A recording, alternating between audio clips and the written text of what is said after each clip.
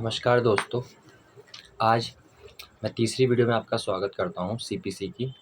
CPC में इससे पहले हमने देखा था कि डिग्री के बारे में बात कर रहे थे हम, है ना? तो मैं आपको डिग्री के बारे में बता रहा था।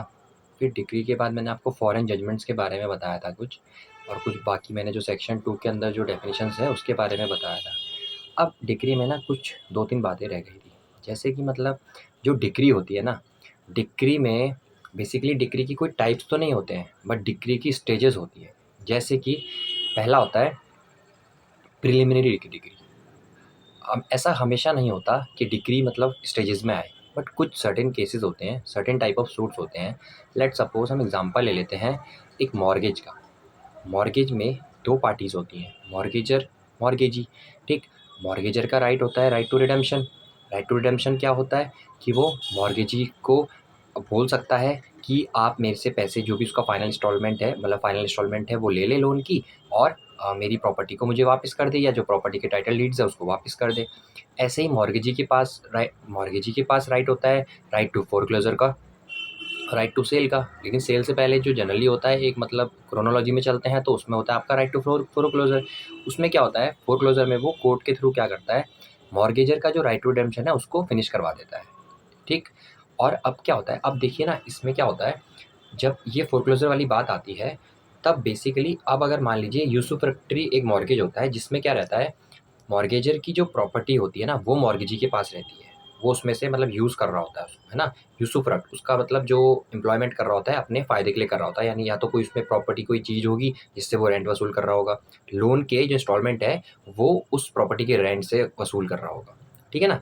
अब क्या होगा, ऐसे ही में इस केस में क्या होता है, जो कोर्ट होती है ना, अब मान लीजिए अगर यूसुफैक्टरी में उसने जो मॉर्गेजी है उसने क्या करा, राइट टू रिडेम्पशन के लिए मतलब उसने क्लोज करने के लिए फोरक्लोजर का डाला, राइट टू फोर क्या बोलते हैं फोरक्लोज करने के लिए डाला।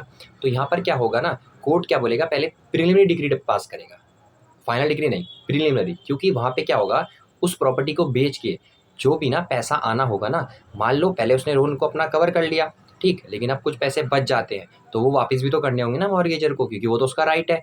तो इसके इसलिए ये सब डील करने के लिए जो कोर्ट है वो टाइम देती है कि एक प्रिलिमिनरी डिग्री दे दी है, हाँ आपके राइट, आपके हक में फैसला आ चुका है, आप ये सब जो भी सेट ऑफ करें, मनी लाइबिलिटी को क्या बोलते हैं, लाइबिलिटी को सेट ऑफ करें, और जो भी एसेट है उसको रियलाइज करें। ठीक, आपस में करें, इसका कॉम्बो बना के करें आपस में। उसके बाद क्या करें, फिर हम फाइनल डिग्री पास करेंगे जब आप ये सब चीज़ें कर देंगे। ठीक, समझ में आया आपके? अब इसके बाद हम क्या है, डिग्री का हमने पढ़ लिया। नाउ आज हम क्या पढ़ने जा रहे हैं बेसिकली, आज मैं आपको पहले तो कुछ चीज़ें बता देता हूँ इसमें। जैसे कि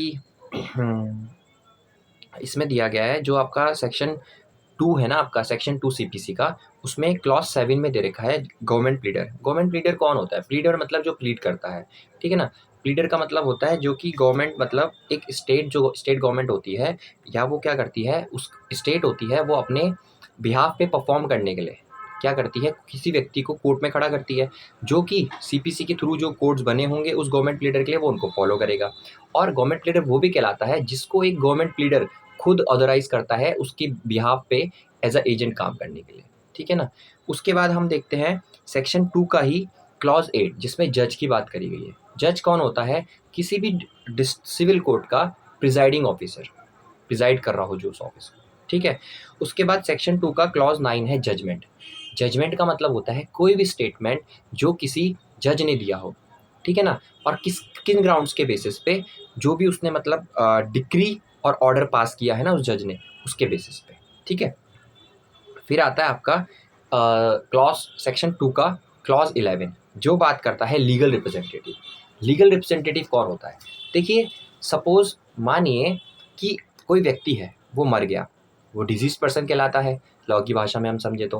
ठीक है ना? अब उसकी कोई ना कोई हो सकता है, उसकी ना हो लेकिन उसकी प्रॉपर्टी जनरली होती है ना, उसकी प्रॉपर्टी हो, उसकी प्रॉपर्टी में लैंड बिल्डिंग कुछ भी हो सकता है, तो उसका स्टेट कहलाता है। तो अब जो जिसको वो स्टेट मिलने वाली है, ठीक, उसी को कहते हैं लीगल रिप्रेजेंटेटिव। क्योंकि अब अगर उस प्रॉपर्टी को लेकर कोई भी डिस्प्यूट उठता है, कोई व्यक्ति थर्ड पार्टी उसके अगेंस्ट केस करती है, क्योंकि अब वो तो व्यक्ति तो मर चुका है ना, उस प्रॉपर्टी को लेके किसके अगेंस्ट केस किया जाए, तो जो ये लीगल रिप्रेजेंटेटिव है जिसमें ये वो वसीयत डिवॉल्व होने वाली है, बेसिकली उसको ही लीगल रिप्रेजेंटेटिव बोलते हैं। यही क्या करता है, उस प्रॉपर्टी के बिहाफ पे सू करेगा, और अगर कोई व्यक्ति, अदर पार्टी, थर्ड पार्टी इस प्रॉपर्टी को लेके कोई केस करेगी, सूट फाइल करेगी, तो वो इस लीगल रिप्रेजेंटेटिव के अगेंस्ट करेगी। एक चीज़ में मैं ऐड करना चाहूँगा, लीगल रिप्रेजेंटेटिव ना सिर्फ वही नहीं होता जिसको पूरा का पूरा प्रॉपर्टी डिवॉल्व होने वाली होती है जिसके पास। मान लीजिए एक प्रॉपर्टी 3 लोगों में भी डिवॉल्व होनी है ना, तो तीनों को 33% मिलने वाला है, तो वो तीनों की तीनों लीगल रिप्रेजेंटेटिव कहलाएंगे। मतलब थोड़ा पार्ट भी है ना अगर आपका, तो भी आप लीगल रिप्रेजेंटेटिव कहलाएंगे। ठीक है।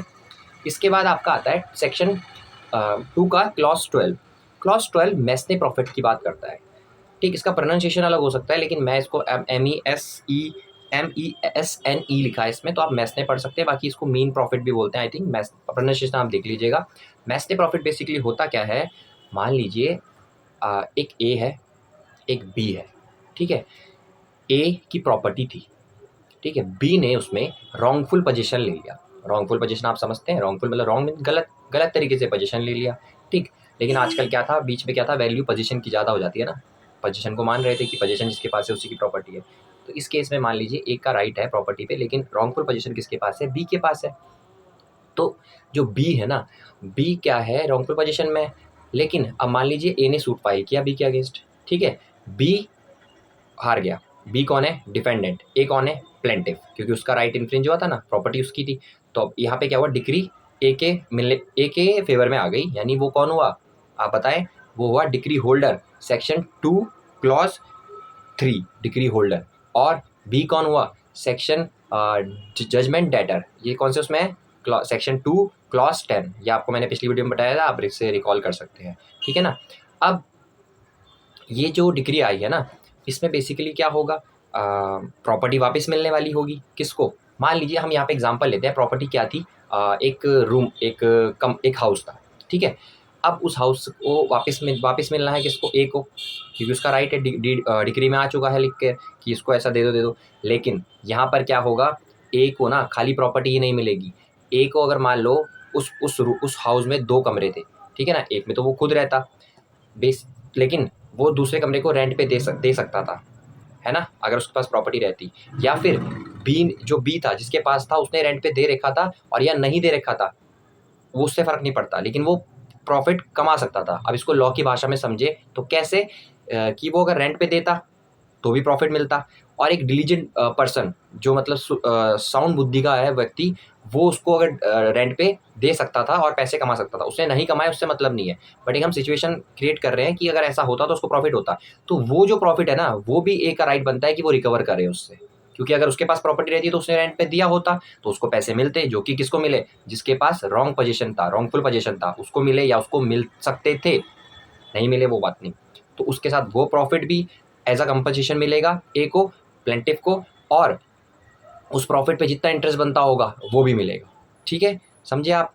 ठीक है, इसके बाद एक चीज़ इसमें एक्सेप्शन है, अगर जो डिफेंडेंट था, बी था, उसने कोई इंप्रूवमेंट करा है अगर उस हाउस में, यानी उसने एक और कमरा बना दिया, अब उससे उसको रेंट आ रहा था, तो अब ये नहीं बोलेगा कि यार वो जो रेंट आया वो भी मुझे दो, क्योंकि वो उसने इंप्रूवमेंट कराया है, वो अपने पैसों से कराया है, वो उसका है। अब देखो यहाँ पे एक कॉमन वो भी देख सकते हैं हम, एक बेसिक सा एक जनरल आइडिया, कि वो जो कमरा बनाया ना, अब वो भी तो बी को मिल गया, ए को मिल जाएगा ना, तो हम क्यों उससे फालतू में वो किराया मांगे, वो तो बर्डन हो गया, एक्स्ट्रा बर्डन हो गया ना उसका राइट। ये फिर ये उसके साथ भी मतलब एक भेदभाव है, गलत है उसके साथ, है ना।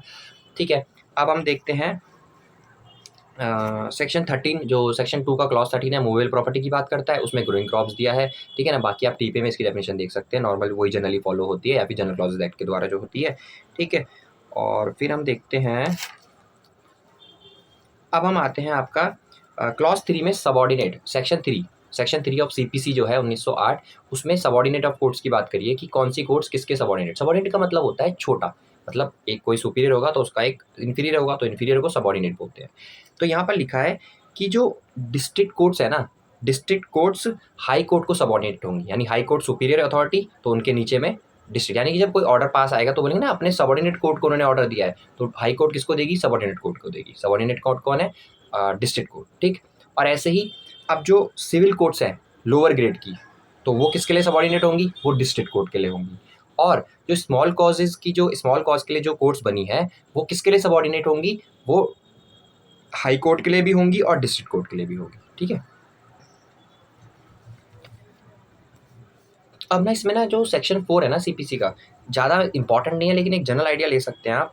इसमें लिखा है कि जो मतलब बेसिकली ना, अगर कोई एक स्पेशल एक्ट बना है किसी पर्टिकुलर स्टेट के लिए, या फिर कोई मान लीजिए सब्सटेंटिव लॉ है कोई बना है एक पर्टिकुलर, और वहाँ पे अगर उसमें प्रोसीजरल जो उसकी लॉज हैं वो भी ऐड करे हुए हैं ना, तो वहाँ पर ना सीपीसी प्रिवेल नहीं करेगा, सीपीसी को नीचे कर दिया जाएगा। उसके ऊपर जो एक पर्टिकुलर एक्ट बना है, स्पेशल एक्ट बना है, प्रिस्क्राइब्ड एक्ट बना है, वो फॉलो होंगे, उसके प्रोसीजर्स फॉलो होंगे। ठीक है, यही इसमें सिंपल सा लिखा हुआ है। और एक इसमें ये भी है कि अगर कोई लैंडलॉर्ड और लैंड होल्डर जो है, अगर उनके बीच में लैंड रेंट से एग्रीकल्चरल लैंड को लेके रेंट रिलेटेड कोई भी अगर इशू है, रेंट रिकवर करना है, तो भी सीपीसी के जो लॉज हैं वो वहाँ पे मतलब स्ट्रिक्टली फॉलो नहीं होंगे, उनको थोड़ा सा लिमिट कर दिया जाएगा बेसिकली। ठीक, सेक्शन 5 क्या बोलता है, ये है इसमें कि रेवेन्यू कोड्स में क्या सीपीसी अवेलेबल वो होगा, अप्लाई होगा, तो ये बोलता है कि नहीं होगा, नहीं होगा। रेवेन्यू कोड्स के मामले में सीपीसी वाले जो प्रोविजंस है ना, वो फॉलो नहीं होते हैं, उसके लिए कि एक स्पेशल इनेक्टमेंट बने हो। ठीक, और रेवेन्यू कोड होती कौन कौन है, जो कि ना मतलब एग्रीकल्चर लैंड से जो रेंट प्रॉफिट वगैरह आता है उसको सॉर्ट आउट करती है, उसके मामले। ठीक है, फिर आता है आपका 6 पिक्यूनरी जुडिक्शन। पिक्यूनरी जुडिक्शन आप समझ सकते हैं मनी से रिलेटेड, मतलब कि ये कोर्ट का जो जुडिक्शन होता है मनी के बेस में, कि मान लीजिए ये जो कोर्ट है, ये पर्टिकुलर कोर्ट किसी अमाउंट तक की कंपनसेशन के केसेस ही सुनेगी। यानी अगर 25 लाख तक का उसमें डिसाइडेड है, तो 25 लाख का अगर कोई ग्रीवेंस बन रहा होगा, रिलीफ क्लेम के लिए बात हो रही होगी, तो ही वो कोर्ट केसेस को लेगी, वरना नहीं लेगी। ठीक है, उसके बाद आपका आता है सेक्शन 9। देखो सेक्शन 9 बहुत इंपॉर्टेंट है, इसमें जुडिक्शन की बात करी गई है। ठीक है ना, यानी ना जो कोर्ट्स है ना, वो हर तरह का सिविल कोर्ट को, सिविल सूट्स को ट्राई कर सकती है, बट वो डिवार्ड नहीं होनी चाहिए, और एक्सप्रेसली और इम्प्लाइडली। डिवार्ड मतलब मना नहीं होनी चाहिए ना उसको, कि आप ये तो लड़ ही नहीं सकते। मान लो उसका जुडिक्शन ही नहीं है, तो बेसिकली पिक्यूनरी नहीं है, सब्जेक्ट मैटर वाला नहीं है, टेरिटोरियल नहीं है, ये तीनों ना एक साथ देखे जाते हैं। तीनों में अगर ऊपर नीचे कुछ हो रहा हो, तो आपका वो जुडिक्शन वाली कोर्ट नहीं कहलाती। मान लो अगर पिक्यूनरी में आ गया, लेकिन सब्जेक्ट मैटर आप नहीं लड़ सकते हो, कि अब जो फैमिली कोर्ट्स है वो ड्रग्स वाले केसेस तो लड़ेगी नहीं, है ना, लेकिन पिक्यूनरी है, पिक्यूनरी जुडिक्शन आ गया कि 25 लाख तक के जो अगर कोई से आ रहा है, फैमिली कोर्ट से इशू आ रहा है 25 लाख तक, तो आप सेटल आउट कर लो। तो यहाँ पे ऐसे होता है, इनके बीच में एक हार्मनी बनी होनी चाहिए तीनों में, टेरिटोरियल, पिक्यूनरी और सब्जेक्ट मैटर वाले जो आपके जुडिक्शन है। ठीक है, अब जो है इसमें कोर्ट्स क्या है, अब देखो सिविल नेचर के जो सूट्स होते हैं ना, उसमें ना कुछ कुछ सूट्स नहीं आते, जैसे कि जहाँ पे बिल्कुल एक डायरेक्ट क्वेश्चन हो, पॉलिटिकल पार्टी से इन्फ्लुएंस्ड, या फिर रिलीजन से एक डायरेक्टली रिलीजन्स के बारे में पूछा, रिलीजन के बारे में, हिंदू मुस्लिम जो भी है, तो वैसे सिविल सूट्स नहीं कहलाते। ठीक है ना, क्योंकि यहाँ पे पॉलिटिकल इशू है, रिलीजियस इशू है। बट यहाँ पे एक चीज़ है, अगर राइट टू ऑफिस और राइट टू प्रॉपर्टी की बात आ रही है, वहाँ पर वो हमेशा सिविल सूट कहलाएगा, rather than irrespective of that fact कि वो जो प्रॉपर्टी है और वो जो ऑफिस है ना, वो किसी रिलीजियस मैटर को बिलोंग करता है, और या फिर किसी सेरेमनी को बिलोंग करता है। यानी मतलब अगर कोई धार्मिक मामले के पे भी अगर मान लो कोई प्रीस्ट है ना, और कोई मंदिर में क्या है, एज अ पुजारी काम करता है, और वहाँ से कुछ एंडोमेंट्स लेता है, जो वहाँ पे चढ़ावा चढ़ता है उसको ले लेता है, तो वो उसका ना एक राइट टू ऑफिस है। क्योंकि यार देखो उसका काम ही क्या है, ऑफिस ही तो हो गया ना, वो उसका मंदिर को, वो मंदिर ही पूजा है उसकी, मतलब वर्शिप कर रहा है, तो वही है उसका भगवान उसके लिए एक तरह से। अब आप देखो थोड़ा सा मतलब गलत हो सकता है, बस एक बिजनेस टाइप ही बोलते हैं ना आजकल, तो बिजनेस ही है, हर चीज़ में आजकल बिजनेस आता जा रहा है, मॉनेटरी टर्म्स में आ रहा है, तो ये बिजनेस ही हो गया एक तरीके से, है ना। होता नहीं है बिजनेस, धार्मिक जो एथिस्ट है, जो थीस्ट है, वो तो भैया इसको बहुत मानते हैं, जो एथिस्ट है मैं उनके लिए बोल रहा हूँ कि वो ये फिर बिजनेस के टाइप पे लेते हैं ना, तो बिजनेस हो गया वो, तो राइट टू ऑफिस है उसका यहाँ पे, बेसिकली मेरा मतलब ये है आपको बताने का। ठीक, और इससे एक चीज़ और है, यहाँ पे जो राइट टू ऑफिस वाली बात करी गई है ना, रिलीजियस में जो भी पर्पस, यहाँ पे ये मैटर नहीं करता है कि उसको कोई फीस मिल रही थी उस ऑफिस से या नहीं मिल रही थी, ये एक्सप्लेनेशन में दिया गया है। ठीक है, अब इसके बाद देखते हैं हम सेक्शन 10। सेक्शन 10 क्या है, देखो दो चीज़ें होती हैं, एक होता है रेस सब जुडाइज और एक होता है रेस जुडिकाटा। रेस सब जुडाइज का मतलब होता है जब कोई केस ना पेंडिंग हो ना, for which the judgment has not been adjudicated. ठीक है ना, और एक होता है रेस जुडिकाटा, जहाँ पे जजमेंट आ चुका है, यानी कि जस्ट हैज़ बीन एजुडिकेटेड। ओके, तो ये सेक्शन 10 और 11 ना सिमिलर तो नहीं, मतलब इनमें कुछ कुछ बातें हैं, जैसे कि सेक्शन 10 में हम स्टे ऑफ सूट का बात है, कि कब सूट पे स्टे लग जाता है। स्टे मतलब रोक देना, जैसे जहाँ था वहीं रोक दो, उससे आगे ना बढ़ाओ। जैसे कि मान लो अगर कोई प्रॉपर्टी का होता है कि कोई प्रॉपर्टी टूट रही है ना, और अगर कोई प्रॉपर्टी टूट रही है तो आपने कोर्ट के पास जाते हैं जिसकी टूट रही है प्रॉपर्टी, वो बोलता है सर ये गलत हो रहा है, आप इंजंक्शन लगवा दीजिए। तो वो सर वो क्या है, वो कोर्ट अलाउ करती है, अथोराइज करती है इंजेक्शन के लिए, और वो जो काम यथास्थिति बरकरार रहे, इंजेक्शन का मतलब ये होता है, तो वो वहाँ पर रुक जाता है काम। ठीक है। अब ऐसे स्टेन सूट में क्या होता है, मान लीजिए कि ए प्लेंटिफ बी डिफेंडेंट, ए ने बी के अगेंस्ट कोई केस दाखिल किया ए कोर्ट में। ठीक है। नाउ कुछ दिन बाद ए ने ही बी के या बी ने ही ए के अगेंस्ट केस दाखिल कर दिया, सेम कॉज ऑफ एक्शन है, जो जो भी है, सब्जेक्ट मैटर सेम है, सब कुछ सेम है, पार्टीज भी सेम ही हो गई है ना बेसिकली। तो अब बी कोर्ट में, तो यहाँ पर क्या होगा ना, अगर बी कोर्ट, देखो ट्रायल तो, क्योंकि दोनों को तो नहीं पता था ना, दोनों कोर्ट्स को थोड़ी पता है कि पार्टी अलग अलग, मान लो मतलब पार्टी ए यहाँ पे ए ने किया, यहाँ पे बी ने किया, होने को यहाँ पे ए दोनों में ए ने भी किया हो ना तो भी चलेगा, कोई दिक्कत नहीं है। अब बी को बाद में चलता है यार ये कोर्ट तो, ये जो सूट आया ये तो पहले से चल रहा है, तो यहाँ पे बी का राइट, बी को क्या है, बी की जिम्मेदारी है कि वो वहीं पे सूट को रोक दे, प्रोसीडिंग को आगे ना बढ़ाए। ठीक। अगर कब, अगर जो ए कोर्ट है वो कॉम्पिटेंट है, जो रिलीफ क्लेम किया गया है ना, ए पार्टी के द्वारा, प्लेंटिफ के द्वारा रिलीफ क्लेम किया गया है, उसको, उसके पास पूरा जुरिडिक्शन है उसको उस पे जजमेंट देने के लिए, उस पर्टिकुलर रिलीफ क्लेम जो किया गया है उस पे जजमेंट देने के लिए, अगर पूरी ऑथराइज्ड है, यानी कि फुल सारी की सारी कंडीशन फुलफिल करती है ए कोर्ट, तो बी को उसको, उस ट्रायल को, जो उसने ट्राई कर दिया है, सूट स्टार्ट तो कर ही दिया है, उसको वहीं रोक देना चाहिए उस प्रोसीडिंग को। ये कहता है रेस सब जुडाइज, यानी कि which case is already pending in a court, so now this is the duty of b court that they should not try that, they should not they should not try this such type of cases. Okay. और इसमें कुछ चीज़ें important है कि मतलब या तो वो जो केस हो वो दो सेम पार्टीज के बीच में हो, या फिर कोई और पार्टीज उनके मतलब अंडर द सेम टाइटल, यानी मान लो ए बी दोनों मर गए, केस सॉल्व हो गया था, ठीक है ना, मतलब केस चल रहा था, इस तरह से है कि केस चल रहा था और अब क्या है, ए का ही बच्चा और बी का बच्चा क्या है, केस सेम प्रॉपर्टी के लिए केस लेके आ गए, तो वो क्या होगा, ये भी इसमें भी क्या है, बेसिकली वो है तो एक ही सब्जेक्ट मैटर ना, सब्जेक्ट मैटर भी एक ही है, या फिर कोई उनके बिहाफ पे लड़ रहा है, क्योंकि जो प्रॉपर्टी होगी वो तो ए और बी की रहेगी ना, चाहे उनके बच्चे लड़े केस या फिर कोई भी लड़े, प्रॉपर्टी ए और बी की है, टाइटल भी सेम हो जाएगा। इस वे में कह रहे हैं कि ये भी क्या होंगे आपके, रेस्ट सब जुडाइज हो जाएगा, यानी कि वो ये दोनों मैटर हो जाएंगे, क्लैश कर जाएंगे। इसी वजह से यहाँ पर सेक्शन 11 स्टे सूट की बात करता है। ठीक है। और ये जो कोर्ट है ना, ये जो मतलब इसमें कोर्ट की बात करी गई है, ये केसेस या तो एक ही कोर्ट के अंदर अलग अलग जगह पे चल रहे हो, दो जज के पास चल रहे हो, या फिर कोई दो कोर्ट के अंदर जो डिस्ट्रिक्ट कोर्ट हो, मतलब इंडिया के अंदर कोई भी दो कोर्ट हो, या फॉरेन कोर्ट में भी चल रहे हो, तो भी मतलब क्या होगा, आपका रेस्ट सब जुडाइज लगता है। ठीक है ना। लेकिन इसमें एक कंडीशन है कि अगर फॉरेन कोर्ट्स के जो अगर पेंडिंग केसेस होते हैं ना फॉरेन कोर्ट्स में, तो वो मतलब क्या है, वो इंडिया में सूट को ट्राई करने से नहीं रोकते। देखो ट्राई करने से तो नहीं रोक रहे ना, ट्राई कर दिया, उसके बाद जब पता चले कि अरे बच्चा पेंडिंग है, तब आप उस पर रोक लगा सकते हैं। ठीक। अब सबसे इम्पॉर्टेंट, आज का सबसे इम्पॉर्टेंट है section 11 res judicata. Res judicata basically ये होता है कि when the just res has been adjudicated, यानी कि ना जजमेंट, मतलब सब कुछ पूरा का पूरा केस सॉल्व हो चुका है, बेसिकली डिक्री सब आ चुकी है, डिक्री आ चुकी है, किसी जजमेंट आया, डिक्री आया, डिक्री के बाद अपील हो गई, सारी अपील जितनी भी थी, स्पेशल लीव पिटिशन जो भी था सब हो गया, फाइनली केस बंद हो गया, ऐसे मान लो आप। ठीक है। अब कोई औपचारिकता नहीं बची है इसमें। उसके बाद उस केस को कोई दूसरा केस नहीं सुनेगा, ट्राई भी नहीं करेगा। समझ रहे हैं। उस पिछले वाले सेक्शन में क्या पढ़ा हमने, ट्राई कर सकता है पर प्रोसीडिंग को रोकना पड़ेगा जैसे ही पता चलता है कि ये केस दोबारा कहीं और चल रहा है। लेकिन रेस जुडिकाटा में आप ट्राई ही नहीं करोगे, कि कोर्ट को बिल्कुल सख्त एक आदेश है कि निर्देश है कि नहीं करना है भैया आपने तो। ठीक है ना।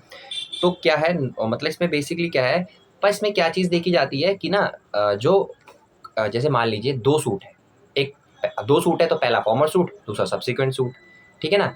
इसी में सबसे पहली बात बताया गया है कि इस जो आपका रेस जुडिकाटा है सेक्शन 11, इसमें फॉर्मर सूट क्या है, फॉर्मर सूट क्या है, मान लीजिए एक ए ने बी के अगेंस्ट फाइल किया केस, ठीक है, और ए ने ही बी के अगेंस्ट फाइल कर दिया केस दूसरी कोर्ट में।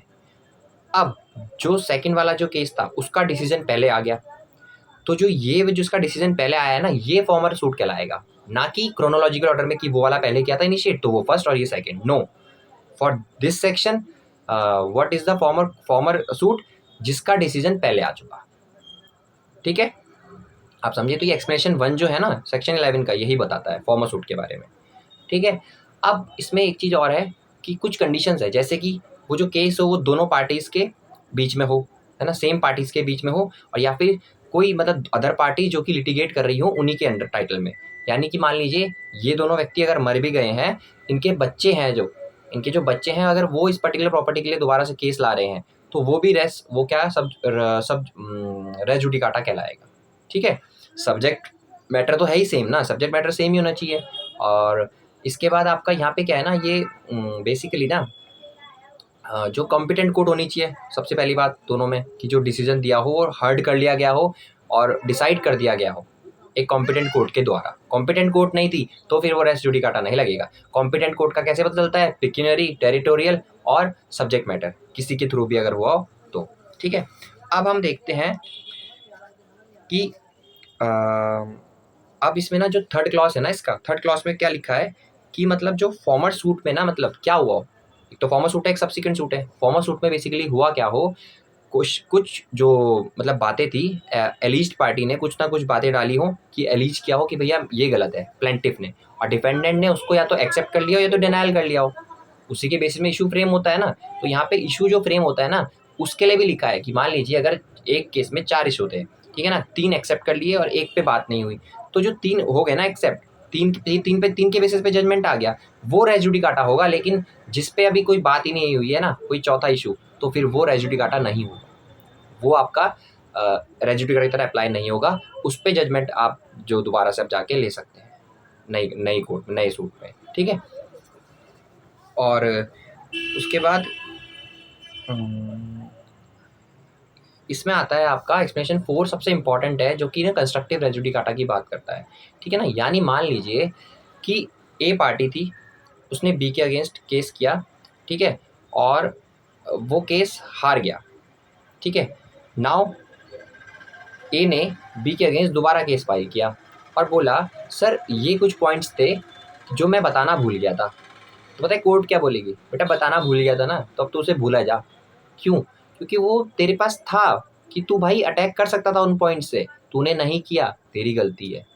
ठीक है ना, तो वो मान लिया जाएगा कि तूने बता दिए पहले ही। हम उसे एज्यूम कर रही है कोर्ट अब कि भैया हमने तो मान लिया कि तूने ये पॉइंट भी एज अ सब्जेक्ट मैटर या तो तेरा सब्सटेंशियली और या फिर तेरा डायरेक्टली आ चुका है, ये अब प्रिज्यूम कर लिया हमने। ठीक, तो इसमें जैसे मान लो ए था, है ना, ए के पास क्या थी, ए और बी के पास प्रॉपर्टी को लेके कुछ हुआ कि मतलब कि प्रॉपर्टी मिलनी चाहिए हमको, है ना। तो बी ने कहा मेरे को गिफ्ट के थ्रू मेरे नाम हो रखे, मेरे पास गिफ्ट डीड है। ए ने बोला मेरे पे विल है। लेकिन जब कोर्ट पे बात आई तो पता चला विल तो सर्टिफाइड ही नहीं थी। ठीक है, अब केस आ गया बी के फेवर में आ गया। ठीक है, नाउ अगली बार आता है, बोलता है सर अरे वो सर्टिफाइड डीड तो मेरी मिल गई, पेड में पड़ी, उसमें पड़ी हुई थी अलमारी में। ठीक है, तो अब लेकिन कोर्ट कहेगी नहीं भैया उस टाइम लाता तो ठीक था, तूने वहीं पे जब तेरे पास था तो तूने उस टाइम क्यों नहीं दिया। सिंपल सी बात। तो यहाँ पे उसका ये जो रेस जुडिकाटा है अप्लाई हो जाएगा, क्योंकि डिसीजन तो ऑलरेडी बी के फेवर में आ ही चुका है पहले ही। ठीक है ना, उसके बाद फिफ्थ होता है, मान लीजिए कि कोई रिलीफ क्लेम किया था आपने, है ना, अब आपको डिक्री भी आपके नाम पे आ गई कि भैया मिलना है, लेकिन ना आपने रिलीफ क्लेम नहीं करवाया विद इन जो भी ड्यू डेट थी, मतलब कुछ होता है ना सर्टिफिकेट पीरियड होता है, आपने नहीं लिया किसी वजह से, तो मान लिया जाएगा अब आप जाते हो दोबारा से कि भैया रिलीफ क्लेम करवाना था, तो अब वो मान लिया जाएगा कि वो रिलीफ जो आपको डिग्री मिली थी ना, वो उसमें आपको जो था उसको आपको डिसमिस कर दिया गया है। बेसिकली ऐसे मान लिया जाएगा कि आपको जो मान लिया जाएगा कि मना ही कर दिया, कि वो डिग्री रिफ्यूज कर दी गई है आपको। ठीक है, एक्सप्लेनेशन 6 क्या बोलता है, ये बेसिकली ना रिप्रेजेंटेटिव सूट की बात करता है। रिप्रेजेंटेटिव सूट क्या होता है, जब कोई एक व्यक्ति, मान लीजिए 5 व्यक्ति हैं, पांचों का एक सब्जेक्ट मैटर से फायदा होना है नुकसान होना है, तो एक व्यक्ति उन पांचों की नोटिस देके उनकी अथॉरिटी लेके केस लड़ता है कोर्ट में जाके, और हारता है या जीतता है, ठीक है, डिग्री आ जाती है, मतलब हार या जीत जो भी मैटर करता है जिसके फेवर में आ गई। अब ये जो 4 व्यक्ति जिनको नोटिस दे दिया गया था, इन्होंने इन्हें अलाउ कर दिया था विदाउट एनी ऑब्जेक्शन, ये क्या है, इनमें से कोई जाता है और दोबारा से केस फाइल करता है उस पर्टिकुलर प्रॉफिट को पाने के लिए या फिर प्रॉफिट को मतलब लॉस को रिकवर करने के लिए। तो कोर्ट बोलेगी नहीं भैया ये जो आप कह रहे हो ना, ये तो हम पहले ही सुन चुके, ये आया था और इन्हें आपके सबके बिहाफ पे लड़ लिया है एज अ रिप्रेजेंटेटिव, ये रिप्रेजेंटेटिव सूट था, आप सबकी सहमति थी, और ये ऐसा ही कंसिडर किया जाएगा कि आपने खुद लड़ा है आके वो केस। ठीक है, समझिए आप। मैं अपने थोड़े सस्ते से एग्जांपल से क्लियर करना चाह रहा हूँ, लेकिन अगर आपको होता है नहीं होता तो आप मुझसे पूछ सकते हैं ना कमेंट करके। ठीक, और उसके बाद 7th में बोलता है कि अगर कोई एग्जीक्यूशन है डिक्री का, यानी जो डिक्री को एग्जीक्यूट कराने की जो प्रोसीडिंग्स होती है ना, मान लीजिए डिक्री मिल गई, लेकिन आप डिक्री को आप विदिन 12 ईयर्स, आई थिंक ऐसा कुछ है कि आप टाइम पीरियड होता है कि आप डिक्री को एग्जीक्यूट करवा सकते हो। अब आपने अगर एक बार डिक्री एग्जीक्यूट करवा ली ना, तो आप उसके बाद आप डिक्री एग्जीक्यूट करवा ली तो उसके बाद दोबारा से नहीं जा सकते कि सर मेरी डिग्री एग्जीक्यूट करवा दीजिए, क्योंकि वो ऑलरेडी हो चुकी है। ये एक ही बार होता है और ये रेस जुडिकाटा की तरह अप्लाई होता है। ये किसी भी केस में हो सकता है ना, मान लीजिए कंपनसेशन लेना था और आपने ए को बोला, भैया कोर्ट ने करवा दिया कि भैया आप इसको एग्जीक्यूट कर दो, पैसे दे दो। आपने यहाँ पे हामी भी भर दी कि हाँ हाँ हो गया एग्जीक्यूशन, हो गया हो गया। अब आपको पता चला आपके अकाउंट में पैसे नहीं आए, है ना, तो अपनी यहाँ पे सब कुछ हो गया था। अब आप जा रहे हो कि मेरे पास 12 साल का टाइम है, मैं तो जा सकता हूँ, कभी भी जा सकते हो, बट जब एग्जीक्यूशन ना हुआ हो, एग्जीक्यूट हो चुकी है, अगर कोर्ट को पता चल, कोर्ट के अगर लग गया कि भैया ये तो हो गया एग्जीक्यूट, उसने कर दिया, तो उन्होंने अपने पार्ट परफॉर्मेंस को पूरा कर दिया है, तो कोर्ट मान लेगी कि डिग्री एग्जीक्यूट हो चुकी है और वो as a res judicata apply होगी अब। ठीक, उसके बाद लास्ट वाला है आपका कि ना, ये ना एक लिमिटेड जो जुडिक्शन होता है ना कोर्ट का, मैं इसको आपको एग्जांपल से बताना चाहूँगा। मैं लॉ की भाषा में तो नहीं बता रहा हूँ आपको, लेकिन एक एग्जांपल के थ्रू कि आपकी एक अंडरस्टैंडिंग बैठ जाए, मैं उस तरीके से बता रहा हूँ, है ना। कि मान लीजिए एक कोर्ट था, उसका पिक्यूनरी जुडिक्शन था 25 लाख रुपए का, ठीक है, लैंड भी थी 25 लाख रुपए की, जजमेंट आ गया ए और बी के बीच में, ठीक, कि ये लैंड आप दे दो उसको, ठीक, ए ने प्लेंटिफ था, बी डिफेंडेंट था, तो ए को लैंड मिल गई, जो भी रॉन्गफुल पोजीशन था मिल गई। अब क्या हुआ, ये जो लैंड की कीमत थी ना, 3 साल बाद हो गई 30 लाख रुपए, है ना, इमेजिनरी है, सपोज करें 30 लाख रुपए हो गई।